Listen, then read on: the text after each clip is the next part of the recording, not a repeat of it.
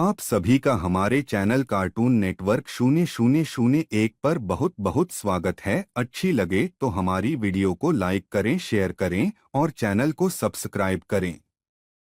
गांव के हरे भरे खेतों के बीच एक छोटा सा बच्चा जिसका नाम था राघव हर सुबह अपने दोस्तों के साथ खेलने जाता था। राघव का घर कच्ची ईंटों से बना था और उसके आंगन में आम का एक बड़ा पेड़ था। हर साल गर्मियों में जब आम पक जाते थे तो राघव और उसके दोस्त पेड़ पर चढ़कर आम तोड़ते और उनकी मिठास का आनंद लेते। राघव की माँ उसे हमेशा कहानियां सुनाया करती थीं। उसे पौराणिक कथाओं में बहुत रुचि थी, खासकर रामायण और महाभारत में। हर रात खाना खाने के बाद राघव अपनी माँ के पास बैठता और उनसे कहानियां सुनता। उसकी माँ की कहानियां उसे सपनों की दुनिया में ले जाती थीं, जहां वो खुद को एक योद्धा के रूप में देखता था। एक दिन गांव में एक बड़ा मेला लगा। राघव और उसके दोस्त बहुत उत्साहित थे।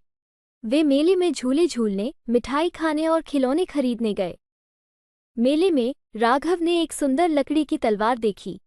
वो तलवार उसे इतनी पसंद आई कि उसने अपने सारे पैसे उस पर खर्च कर दिए। वो तलवार लेकर उसने खुद को एक महान योद्धा के रूप में कल्पना किया। कुछ दिनों बाद राघव के पिता शहर से लौटे। वे शहर में काम करते थे और महीने में एक बार ही घर आते थे। पिता के लौटने पर घर में खुशियों का माहौल था। राघव ने अपने पिता को अपनी तलवार दिखाई और उन्हें अपनी कहानियों के बारे में बताया। उसके पिता ने मुस्कुराते हुए उसे गोद में उठा लिया और कहा, तुम सच में एक बहादुर योद्धा हो, राघव। समय बीतता गया और राघव बड़ा होने लगा। उसकी पढ़ाई और जिम्मेदारियां बढ़ गईं।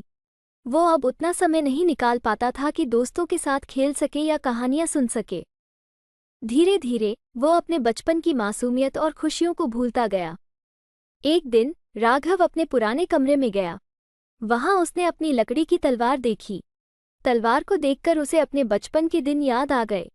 उसकी आंखों में आंसू आ गए और वह समझ गया कि जीवन की भागदौड़ में उसने अपने बचपन की छोटी छोटी खुशियों को खो दिया था। उस दिन राघव ने फैसला किया कि वह अपने जीवन की छोटी छोटी खुशियों को फिर से खोजेगा और अपने बच्चों को भी वही खुशियां देने का प्रयास करेगा। आखिरकार खुशियों का असली मतलब छोटी छोटी बातों में ही तो होता है।